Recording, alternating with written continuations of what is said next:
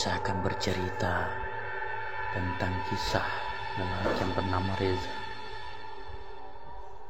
Misteri kamar mandi sekolah.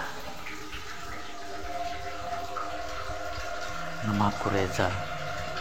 Aku sekolah di salah satu SMA swasta di kota Bandung. Sekarang aku beranjak naik kelas 2. Ada yang bilang kalau sekolahku ini juga sekolah paling seram di kota Bandung, karena sekolahku ini adalah tempat persimpangan makhluk halus. Awalnya aku tidak begitu percaya sampai aku mengalaminya sendiri.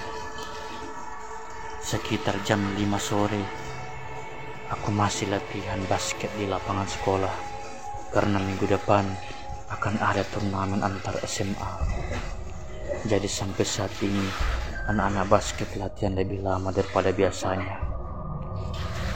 Bro, aku kamar mandi duluan ya, kataku kepada teman-temanku. Aku berjalan tenang melewati lorong kelas yang sudah tampak gelap dan sepi. Setibanya di kamar mandi, aku gantungkan tasku dan mulai mandi. Beberapa saat ketika aku mandi, tiba-tiba saja lampu kamar mandinya mati. Aku berhenti menyiram tubuhku dan mulai mendekatkan telingaku ke pintu dengan harapan aku tahu siapa orang yang bisa mematikan lampu kamar mandi ini. Beberapa saat aku terdiam, ternyata tidak ada suara teman-temanku. Aku membuka sedikit pintu kamar mandi untuk melihat keadaan di luar, dan ternyata keadaan di luar pun sama gelapnya.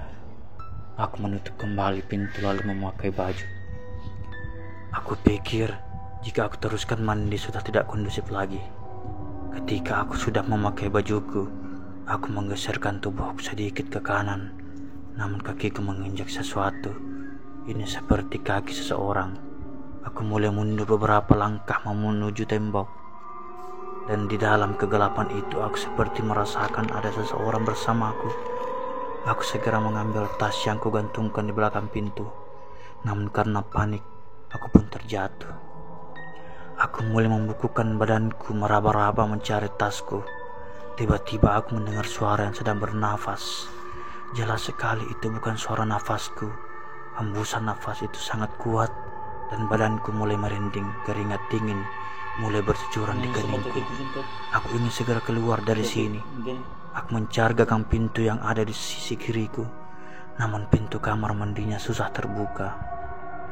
Dan dari arah belakangku angin dingin berhembus seperti menyupi pundakku. Suara hembusan nafas ini membuatku sangat takut. Aku merendahkan diri, membalikkan tubuhku, namun tidak ada siapa-siapa. Jantungku kini semakin berdegup kencang. Aku ingin berteriak memanggil teman-temanku, namun aku tidak bisa. Tubuhku sekarang menjadi kaku, badanku sama sekali tidak bisa digerakkan. Tiba-tiba ada sesuatu yang bergerak-gerak di atas kepalaku. Sekarang aku merasakan ada sesuatu yang menyentuh rambutku sedikit demi sedikit, dan kali ini teksturnya mulai terasa. Ini adalah rambut, sebuah rambut yang sangat panjang dan menutupi wajahku. Sekuat tenaga aku berusaha memberontak, namun seperti ada yang memeluk dari belakang dengan sangat erat. Aku semakin tidak bisa bergerak dan napasku tidak bisa berjalan dengan lancar. Dan kali ini suara hembusan nafas itu terdengar jelas dari atas kepalaku. Aku mulai membaca doa di dalam hati sambil mengingat doa-doa yang aku hafal, namun sulit sekali untuk mengeluarkan suara. Sampai akhirnya aku bisa bergerak. Ketika aku lihat ke atas, nampak sebuah wajah dengan mata yang sangat merah. Hanya beberapa detik saja aku melihat sosok itu, dan tidak lama sosok itu menghilang. Badanku yang kaku sudah bisa aku gerakkan, dan aku segera berlari keluar. Di depan, aku bertemu dengan teman-temanku yang sudah menunggu di pos satpam. Aku segera menceritakan kejadian tadi kepada teman-temanku, dan temanku pada kaget. Lalu ceritaku dianggap oleh seorang satpam yang mengatakan bahwa aku memang salah. Aku salah karena sudah memakai kamar mandi itu. Konon sejak dulu kamar mandi itu memang angker, makanya setiap malam lampu dimatikan agar tidak ada yang pergi ke sana.